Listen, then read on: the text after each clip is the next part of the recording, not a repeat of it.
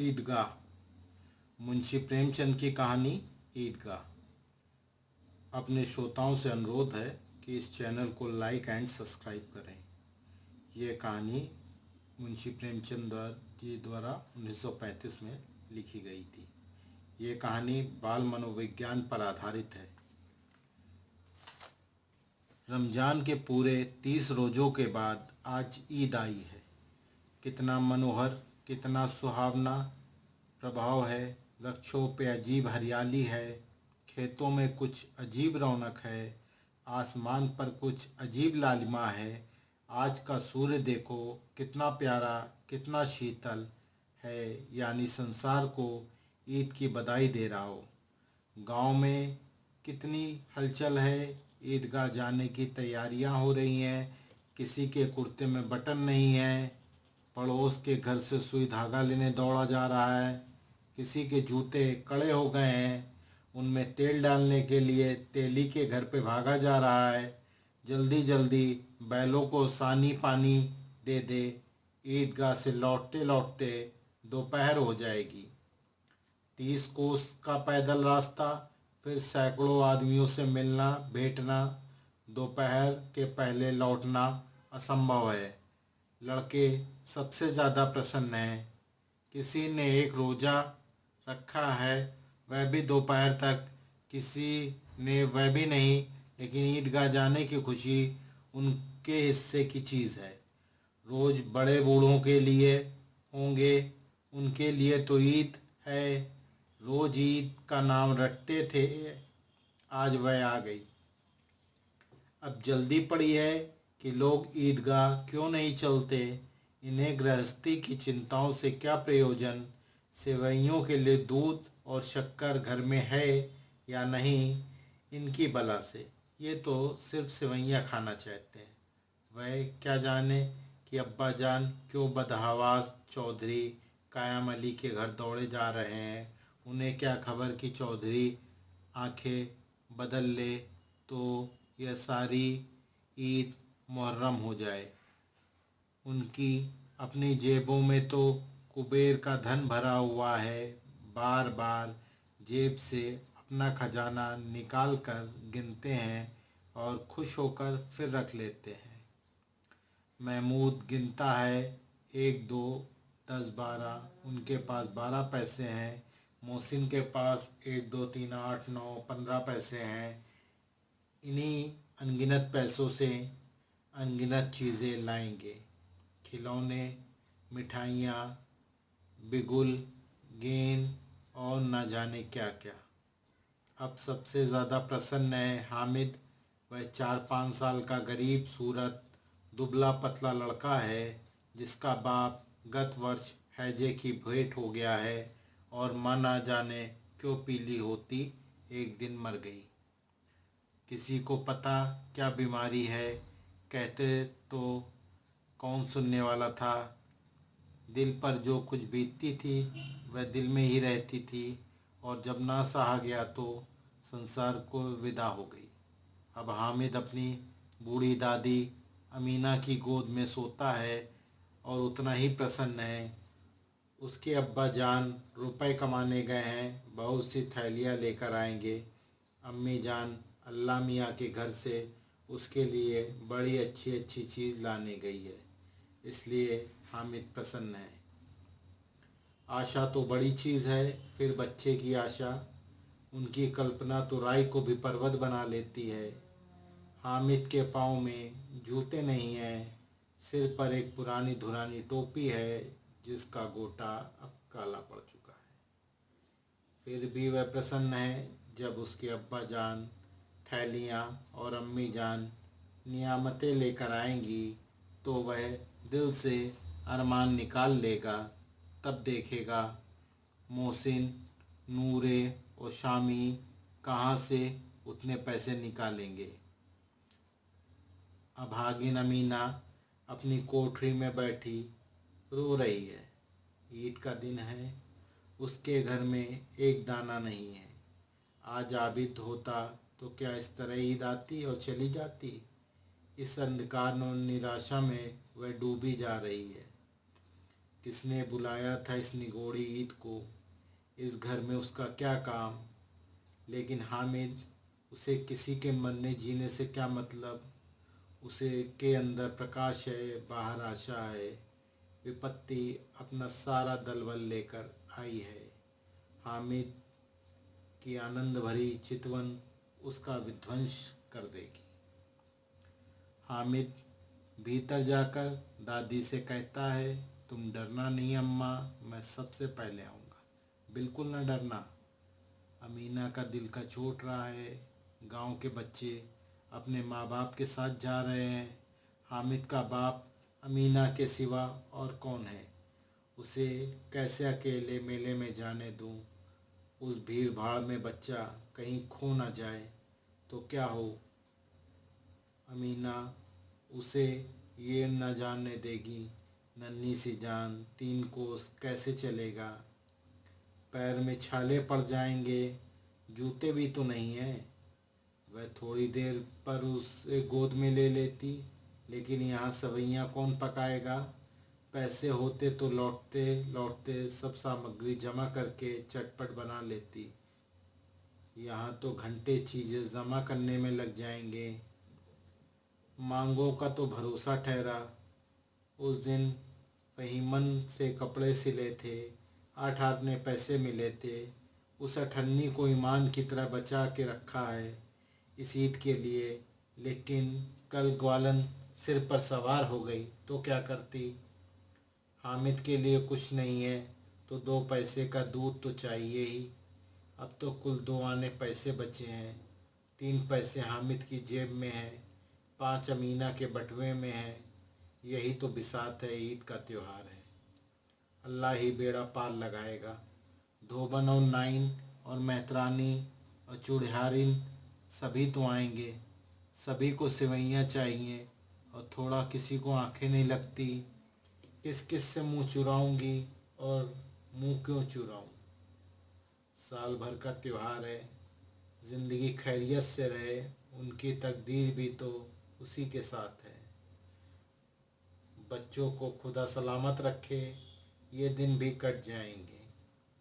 गांव से मेला चला और बच्चों के साथ हामिद भी जा रहा था। कभी सबके सब दौड़कर आगे निकल जाते, फिर किसी पेड़ के नीचे बैठकर खड़े होकर साथ वालों का इंतज़ार करते। ये लोग क्यों इतना धीरे चल रहे हैं। हामिद के पैर में तो जैसे पर लग गए हैं। वह कभी थक नहीं सकता। शहर का दामन आ गया। सड़क के दोनों ओर अमीरों के बगीचे हैं। पक्की 4 दीवारी बनी हुई है।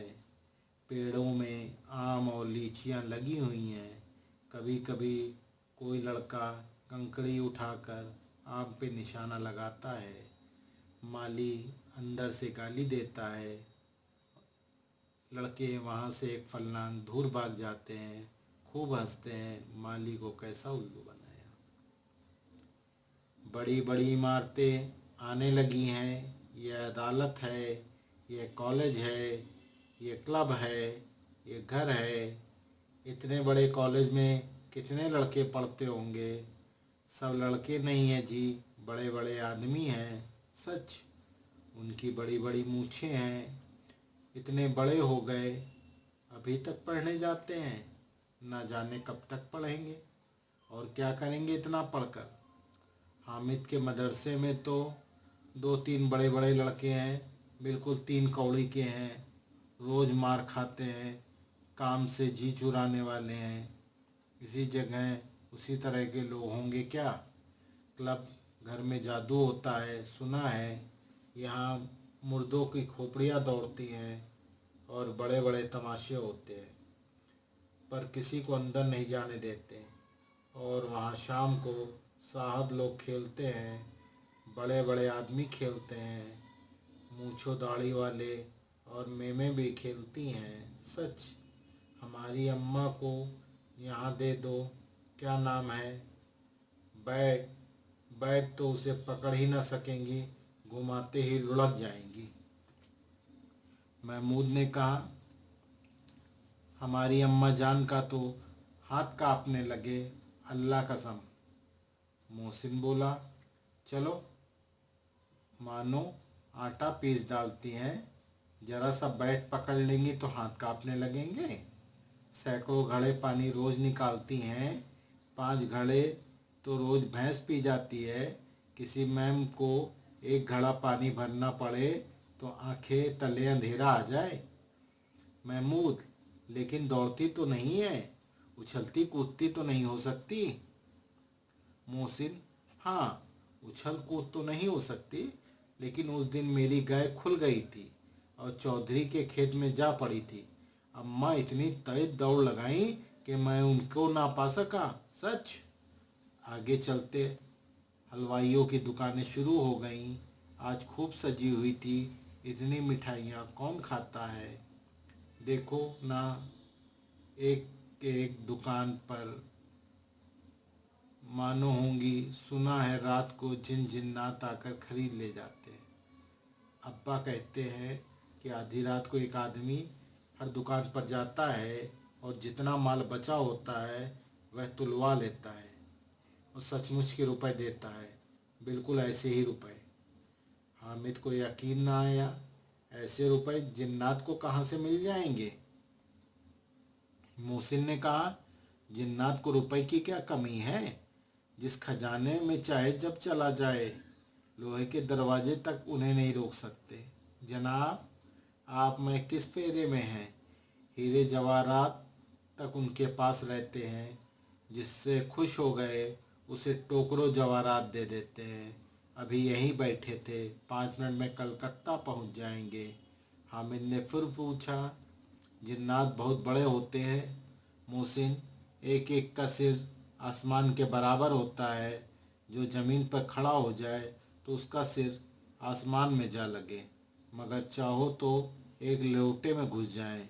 हामिद, लोग उन्हें कैसे खुश करते होंगे। कोई मुझे अंतर मंत्र बता दे तो एक जिन्न को खुश कर लूँ। मोहसिन, अब तो यह मैं नहीं जानता, लेकिन चौधरी साहब के काबू में बहुत से जिन्नात हैं। कोई चीज़ चोरी हो जाए, चौधरी साहब उसका पता लगा देंगे और चोर का नाम बता देंगे।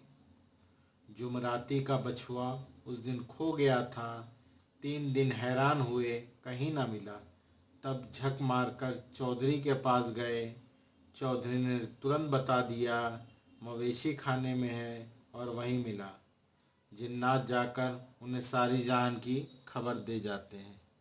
अब उसकी समझ में आ गया कि चौधरी के पास इतना धन कहाँ से आता है और वह क्यों इतना संपन्न है। आगे चलते ही यह पुलिस लाइन है।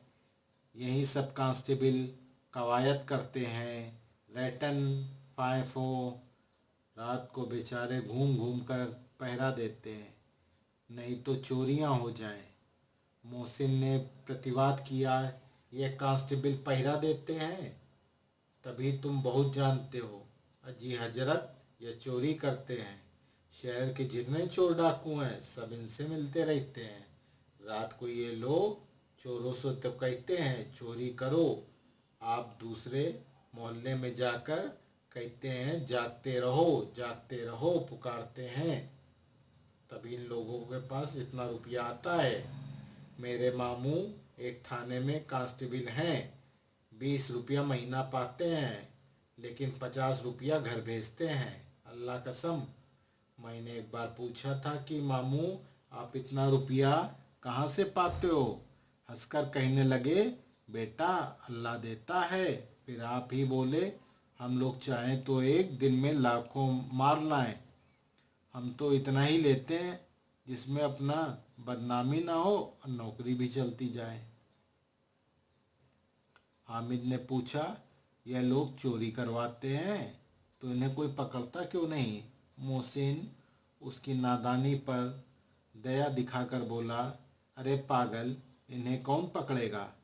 पकड़ने वाले तो ये लोग खुद हैं, लेकिन अल्लाह इन्हें सज़ा भी खूब देता है।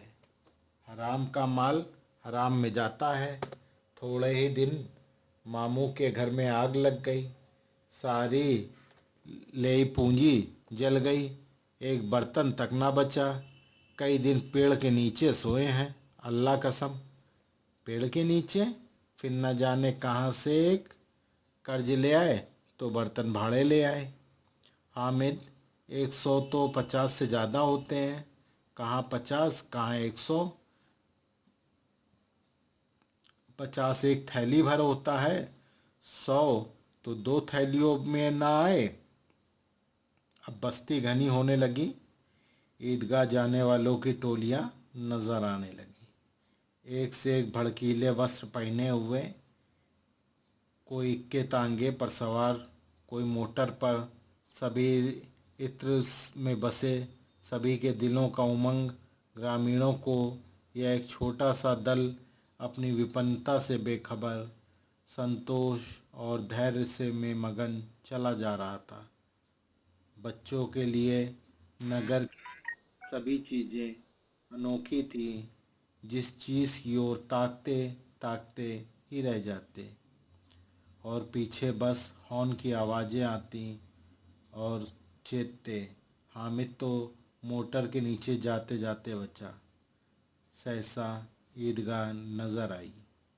ऊपर इमली के घने वृक्षों की छाया है, नीचे पक्की फर्श है जिस पर जाजम बिछा हुआ है, और रोज़ेदार की पंक्तियाँ एक से एक पीछे एक न जाने कहाँ तक चली गई हैं, पक्की जगत के नीचे तक, जहाँ जाजम भी नहीं है।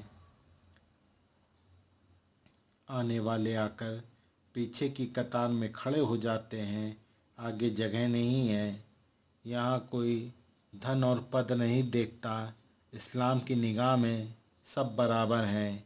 इन ग्रामीणों ने भी वजू किया और पिछली पंक्ति में खड़े हो गए। कितना सुंदर संचालन है, कितनी सुंदर व्यवस्था है।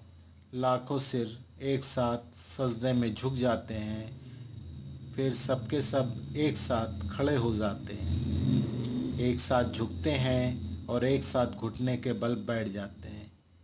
कई बार ये क्रिया होती रहती है, जैसे बिजली की लाखों बत्तियां एक साथ जल जाती हैं और एक साथ बुझ जाती हैं। यही क्रम चलता रहता है। कितना अपूर्व दृश्य था, जिसकी सामूहिक क्रिया, विस्तार और अनंतता हृदय को श्रद्धा, गर्व और आनंद से भर देती है। मानो भ्रातृत्व का एक सूत्र इन समस्त आत्माओं को एक लड़ी में पिरोए हुए है। महमूद और मोहसिन। मोहसिन कहता है, मेरा भिश्ती रोज पानी दे जाएगा शान सवेरे। महमूद, और मेरा सिपाही घर का पहरा देगा। कोई चोर आएगा तो फौरन बंदूक से फायर कर देगा। नूरे, अरे मेरा वकील खूब मुकदमा लड़ेगा। सम्मी, अरे मेरी धोबिन रोज कपड़ा धोएगी। हामिद खिलौनों की निंदा करता है, मिट्टी के तो हैं, गिरेंगे तो चकनाचूर हो जाएंगे। लेकिन ललचाई हुई आंखों से खिलौनों को देख रहा है और चाहता है कि जरा देर के लिए उन्हें अपने हाथ में ले सके। उसके हाथ अनायास ही लपकते हैं, लेकिन लड़के इतने त्यागी नहीं होते। विशेषकर अब नया शौक है। हामिद ललचाता रह जाता है। खिलौने के बाद मिठाइयाँ आती हैं। किसी ने रेवड़ियाँ ली हैं, किसी ने गुलाब जामुन, किसी ने सोहन हलवा। मज़े से खा रहे हैं। हामिद बिरादरी से पृथक है। अभागे के पास 3 पैसे हैं, क्यों नहीं कुछ लेकर खाता। दिलचस्प आंखों से सबकी ओर देखता रहता है। मोहसिन कहता है, हामिद रेवड़ी ले जा, कितनी खुशबूदार है। हामिद को संदेह हुआ, यह केवल क्रूर विनोद है। मोहसिन इतना उदार नहीं है, लेकिन यह जानकर भी वह उसके पास जाता है। मोहसिन दाने से एक रेवड़ी निकालकर हामिद की ओर बढ़ाता है। हामिद हाथ फैलाता है। मोहसिन रेवड़ी अपने मुख में रख लेता है। महमूद, नूरे और शामी खूब तालियां बजा बजा कर हंसते हैं। हामिद खिसिया जाता है। मोहसिन, अच्छा अब की ज़रूर दूंगा हामिद, अल्लाह कसम ले आ। हामिद, रखो रखो, क्या मेरे पास पैसे नहीं है? शामी, 3 ही पैसे हैं, 3 पैसे में क्या ले लोगे? हामिद, महमूद, हमसे गुलाब जामुन ले जाओ। हामिद, मोहसिन बदमाश है। हामिद, मिठाई कौन बड़ी नेमत है, किताब में इसकी कितनी बुराइयां लिखी हैं। मोहसिन, लेकिन दिल में तो कह रहे होगे कि मिले तो खा लें, अपने पैसे क्यों नहीं निकालते? महमूद, हम समझते हैं इसकी चालाकी, जब हम सबके पैसे खर्च हो जाएंगे तो हमें ललचा कर खुद खाएगा। मिठाइयों के बाद कुछ दुकानें लोहे की चीज़ों की आती हैं, कुछ गिलट और कुछ नकली गहनों की। लड़कों के लिए यहाँ कोई आकर्षण नहीं है तो वे सब आगे बढ़ जाते हैं। हामिद लोहे की दुकान पर रुक जाता है। कई चिमटे रखे थे। उसे ख्याल आया, दादी के पास चिमटा नहीं है, तवे से रोटियां उतारती हैं तो हाथ जल जाता है। अगर वह चिमटा ले जाकर दादी को दे देगा तो वह कितनी प्रसन्न होगी, फिर उनकी उंगलियां कभी नहीं जलेंगी। घर से एक काम की चीज़ हो जाएगी। खिलौनों से क्या फ़ायदा, व्यर्थ में पैसे खराब होते हैं। ज़रा देर तो खुशी होती है, फिर तो खिलौनों को कोई आंख उठाकर नहीं देखता। यह तो घर पहुंचते पहुंचते टूट फूट के बराबर हो जाएंगे। ये छोटे बच्चे जो मेले में नहीं आए हैं, जिद करके ले लेंगे और तोड़ डालेंगे। चिमटा कितने काम की चीज़ है। रोटियां तवे से उतार लो, चूल्हे में सेक लो। कोई आग मांगे तो चटपट चूल्हे से आग निकाल कर उसे दे दो। अम्मा बेचारी को कहाँ फुर्सत की बाजार जाए, इतने पैसे ही कहाँ मिलते हैं, रोज़ हाथ जला लेती है। हामिद के साथी आगे बढ़ गए। सबील पर सब के सब शरबत पी रहे हैं। देखो सब कितने लालची हैं, कितनी मिठाइयाँ ली, मुझे किसी ने भी एक न दी। उस पर कहते हैं मेरे साथ खेलो, मेरा यह काम करो। अगर किसी ने कोई मेरा काम करने को कहा तो पूछूंगा, खाए मिठाइयाँ? अब मुंह सड़ेगा, फोड़े फुंसियाँ निकलेंगी, आप ही जवान चटोरी हो जाएगी। तब घर से पैसे चुराओगे और मार खाओगे। किताब में झूठी बातें थोड़ी लिखी हैं, मेरी जुबान क्यों खराब होगी। अम्मा चिमटा देखते ही दौड़कर मेरे हाथ से ले लेगी और कहेगी, मेरा बच्चा अम्मा के लिए चिमटा लाया है, कितना अच्छा लड़का है। इन लोगों के खिलौने पे कौन इन्हें दुआएं देगा। बड़ों की दुआएं सीधे अल्लाह के दरबार में पहुंचती है और तुरंत सुनी जाती हैं। मेरे पास पैसे नहीं हैं, अभी तो मोहसिन और महमूद ये मिजाज दिखाते हैं, मैं भी इनसे मिजाज दिखाऊंगा। खेले खिलौने और खाए मिठाइयाँ, मैं नहीं खेलता खिलौने, किसी का मिजाज क्यों सहूँ। मैं गरीब सही, किसी से कुछ मांगने तो नहीं जाता। आखिर अब्बा जान कभी ना कभी आएंगे, अम्मा भी आएंगी, फिर इन लोगों से पूछूंगा कितने खिलौने लोगे। एक एक को टोकरियों खिलौने दूंगा और दिखा दूंगा कि दोस्तों के साथ इस तरह का सलूक किया जाता है। यह नहीं कि पैसों की रेवड़ियाँ ली तो चिढ़ा चिढ़ा के खाने लगे। सबके सब खूब हंसेंगे कि हामिद ने चिमटा लिया है। हंसे मेरी बला से। उस दुकानदार से पूछा, ये चिमटा कितने का है? दुकानदार ने उसकी ओर देखा और कोई आदमी साथ न देखकर कहा, तुम्हारे काम की चीज़ नहीं है, बिकाऊ है कि नहीं? बिकाऊ क्यों नहीं है और यहाँ क्यों लाद लाए हो? तो बताते क्यों नहीं कि पैसे का है? 6 पैसे लगेंगे। हामिद का दिल बैठ गया। ठीक ठीक 5 पैसे लगेंगे, लेना हो लो, नहीं चलते बनो। हामिद ने कलेजा मजबूत करके कहा, 3 पैसे लोगे? ये कहता हुआ वह आगे बढ़ गया कि दुकानदार की घुड़कियाँ ना सुने। लेकिन दुकानदार ने घुड़कियाँ नहीं दी, बुलाकर चिमटा दे दिया। हामिद ने इस तरह कंधे पे रखा माना बंदूक हो और शान से अकड़ता हुआ संगियों के पास आया। जरा सुने सबके सब क्या क्या आलोचनाएं करते हैं। मोहसिन ने हंस के कहा, ये चिमटा क्यों लाए हो, पागल हो गए हो क्या, इसे क्या करोगे। हामिद ने चिमटे को ज़मीन पर पटक के कहा, जरा अपना भिश्ती ज़मीन पर गिरा दो, सारी पसलियाँ चूर चूर हो जाएंगी बच्चों की। महमूद बोला, तो ये चिमटा कोई खिलौना है।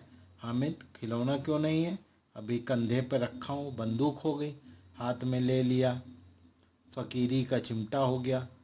चाहूँ तो इससे मजीरे का काम ले सकता हूँ। एक चिमटा जमा दूँ तो तुम लोगों के सारे खिलौनों की जान निकल जाएगी। तुम्हारे खिलौने कितने ही जोर लगाएं, मेरे चिमटे का बाल भी बांका नहीं कर पाएंगे। मेरा बहादुर शेर है ये चिमटा। शम्मी ने खजरी ली थी, प्रभावित होकर बोला, मेरी खजरी से बदलोगे, 2 आने की है। हामिद ने खजरी की ओर उपेक्षा से देखा, मेरा चिमटा चाहो तो तुम्हारी खजरी का पेट फाड़ डालें। बस एक चमड़े की झिल्ली लगा दी, ढप ढप बोलने लगी है, जरा सा पानी लग जाए तो ख़त्म हो जाए। मेरा बहादुर चिमटा आग में, पानी में, आंधी में, तूफान के बराबर डटा रहेगा। चिमटे ने सभी को मोहित कर लिया। अब पैसे किसके पास धरे हैं, फिर मेले से दूर निकल आए हैं। 9 कब के बज गए, धूप तेज हो रही थी, घर पहुंचने की जल्दी हो रही है। बाप से जिद भी नहीं कर सकते तो चिमटा नहीं मिल सकता। हामिद है बड़ा चालाक, इसलिए बदमाश ने अपने पैसे बचा रखे थे। अब बालकों के 2 हल हो गए, मोहसिन, महमूद, शामी और नूरे एक तरफ हैं, हामिद अकेला दूसरी तरफ शास्त्रार्थ हो रहा है। सम्मी तो विधर्मी हो गया, दूसरे पक्ष में जा मिला, लेकिन मैं मोहसिन, महमूद और नूरे भी हामिद में से एक एक 2 साल बड़े हैं। हामिद के आघातों से आतंकित हो उठे, उसके पास न्याय का बल है और नीति की शक्ति है। एक और मिट्टी है, दूसरी ओर लोहा है, जो इस वक्त अपने को फौलाद कह रहा है, वह अजय है, घातक है। अगर कोई शेर आ जाए तो मियाँ भिश्ती के छक्के छूट जाएंगे, मियाँ सिपाही मिट्टी की बंदूक छोड़कर भागेंगे, वकील साहब की नानी मर जाएगी, चोंगे में मुंह छुपाकर जमीन पर लेट जाएंगे, मगर ये चिमटा, ये बहादुर, ये रुस्तमे हिंद लपक कर शेर की गर्दन पर सवार हो जाएगा और उसकी आंखें निकाल लेगा। मोहसिन ने एड़ी चोटी का जोर लगा कर कहा, अच्छा, पानी तो नहीं भर सकता। हामिद ने चिमटे को सीधा खड़ा करके कहा, भिश्ती को एक डांट बताएगा तो दौड़ता हुआ पानी लेकर आएगा, उसके द्वार पर छिड़कने लगेगा। मोहसिन परास्त हो गया, पर महमूद ने कुमुक पहुंचाई, अगर बच्चा पकड़ जाए तो अदालत में बंधे बंधे फिरोगे, तब तो वकील की साहब के पैरों में पड़ोगे। हामिद इस प्रबल तर्क का जवाब न दे सका। उसने पूछा, हम पकड़ने कौन जाएगा। नूरे ने अकड़ कर कहा, यह सिपाही बंदूक वाला। हामिद ने मुंह चिढ़ा कर कहा, यह बेचारा हम बहादुर रुस्तम हिंद को पकड़ेगा। अच्छा लाओ, अभी जरा कुश्ती हो जाए, इसकी सूरत देखकर दूर भागेगा। पकड़ेगा क्या बेचारा। मोहसिन को एक नई चोट सूझ गई, तुम्हारे चिमटे का मुंह रोज आग में जलेगा। उसने समझा था कि हामिद लाजवाब हो जाएगा, लेकिन यह बात न हुई।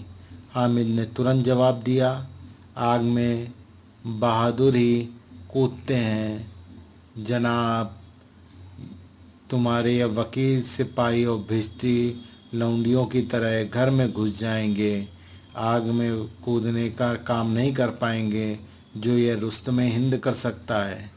महमूद ने एक जोर लगाया, वकील साहब कुर्सी मेज पर बैठेंगे, तुम्हारा चिमटा तो बावर्ची खाने में ज़मीन पर पड़ा रहेगा। इस तर्क ने शामी और नूरे को भी सजीव कर दिया। कितने ठिकाने की बात कही है पट्टे ने। चिमटा बावर्ची खाने में पड़ा रहने के सिवा और क्या कर सकता है। हामिद को कोई फड़कता हुआ जवाब ना सूझा तो उसने धांधली शुरू की। मेरा चिमटा बावर्ची खाने में नहीं रहेगा। वकील साहब कुर्सी पर बैठेंगे तो जाकर उन्हें ज़मीन पर पटक देगा। उनका कानून उनके पेट में डाल देगा। बात कुछ बनी नहीं। खासी गाली गलौज थी, लेकिन कानून को पेट में डालने वाली बात छा गई। ऐसी छा गई कि तीनों सूरमा मुंह ताकते रह गए, मानो कोई ढेलचा कनकौआ किसी गंडे वाले कनकौए को काट गया हो। कानून मुंह से बाहर निकलने वाली चीज़ है, उसके पेट के अंदर डाल दिया जाए जाना बेतुकी सी बात होने पर भी कुछ नयापन रखती है। हामिद ने मैदान मार लिया था। उसका चिमटा रुस्तमे हिंद था। अब इसमें मोहसिन, महमूद, नूरे शामी किसी को भी आपत्ति नहीं हो सकती। विजेता को हारने वाले से तो जो सत्कार मिलना स्वाभाविक है, वह हामिद को भी मिला। औरों ने 3-3, 4-4 आने पैसे खर्च किए पर कोई काम की चीज़ नहीं ला सके। हामिद ने 3 पैसे में रंग जमा लिया। सच ही तो है, खिलौने का क्या भरोसा, टूट फूट जाएगा। हामिद का चिमटा तो बना रहेगा बरसों। संधि की शर्तें तय होने लगीं। मोहसिन ने कहा, जरा अपना चिमटा दो, हम भी देखें। तुम हमारा भिश्ती लेकर देखो। महमूद और नूरे ने भी अपने अपने खिलौने पेश किए।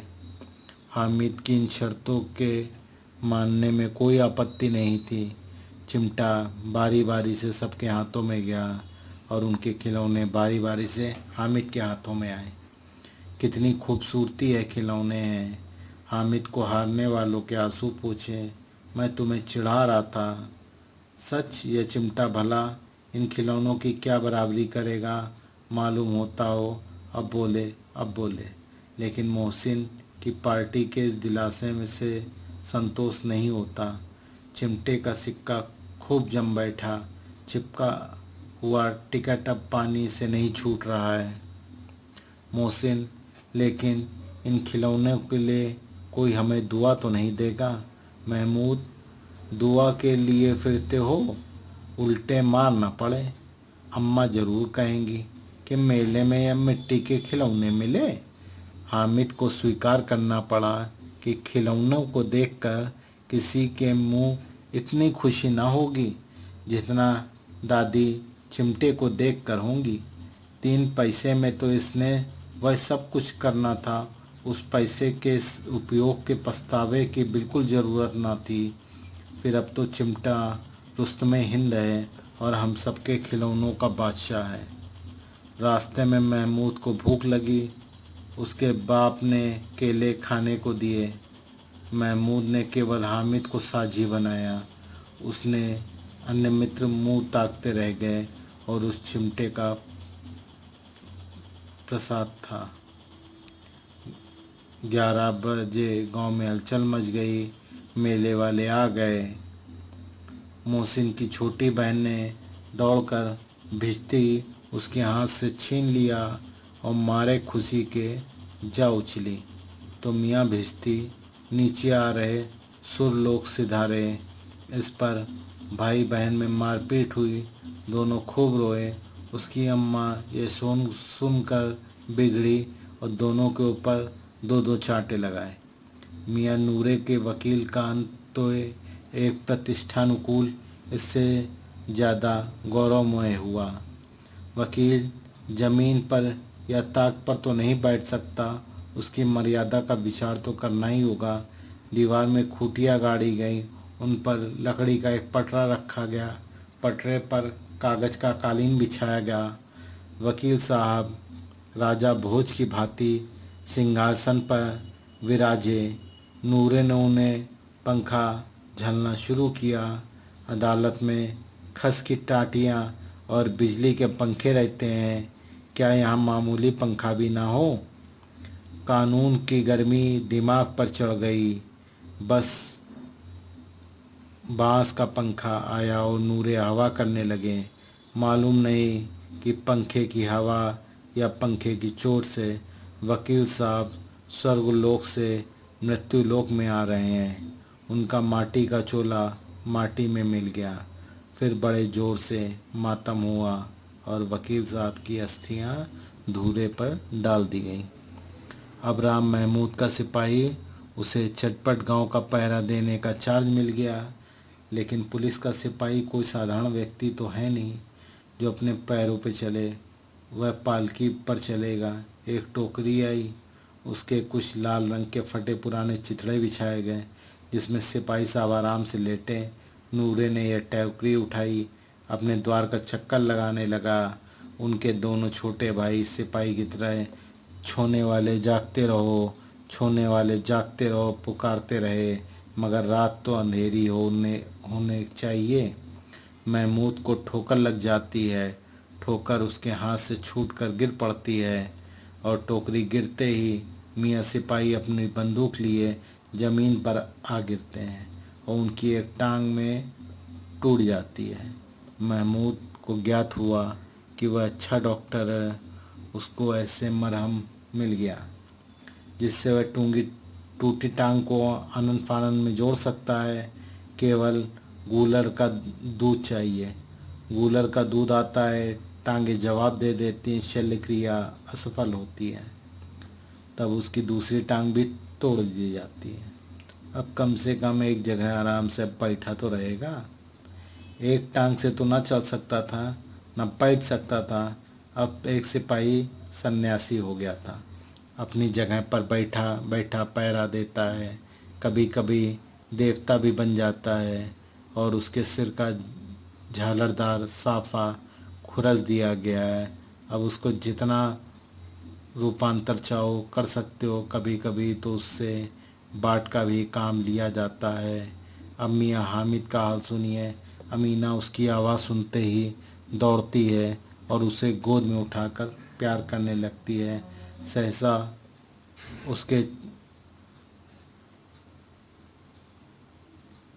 चिमटे को देखकर वह चौंक जाती है। ये चिमटा कहाँ था? मैंने मोल लिया। कै पैसे का? 3 पैसे दिए। आमीना तो छाती पीट लेती है। यह कैसा बेसमझ लड़का है, कुछ खाया ना पिया, क्या ले आया? चिमटा? सारे मेले में तुझे और कोई चीज़ ना मिली तो यह लोहे का चिमटा उठा लाया? हामिद ने अपराधी भाव से कहा, तुम्हारी उंगलियां तवे से जल जाती थी इसलिए मैंने इसे लिया। बुढ़िया का क्रोध तुरंत काफूर हो गया और वह इसने भरी निगाह से उसको देखने लगी और सारी कशक शब्दों में बिखेर देती है। यह मूक स्नेह था, अब ठोस रस और स्वाद से भरा हुआ। बच्चों में कितना त्याग है, कितना सद्भाव है, कितना विवेक है। दूसरे के खिलौने लेते और मिठाई खाते देखकर इसका मन कितना ललचाया होगा। इतना जज्बात इससे कैसे हुआ? वहाँ भी इसे अपनी बुढ़िया दादी की ही याद आई। अमीना का मन ये सोच सोच कर गदगद हो रहा था।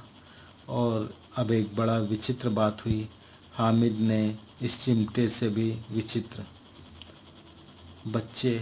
हामिद ने बूढ़े हामिद का पार्ट खेला था। बुढ़िया अमीना बालिका अमीना बन गई। वह रोने लगी दामन फैलाकर। हामिद को दुआएं देती जा रही थी। अब आंसू की बड़ी बड़ी बूंदें गिरती जा रही थीं और इसका रहस्य क्या समझता। और धीरे धीरे यहीं पर ये कहानी समाप्त होती है। कहीं पर भी कुछ आवाज़ें या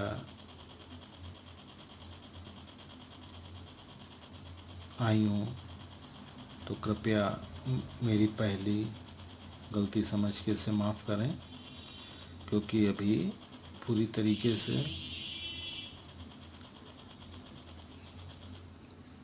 धन्यवाद।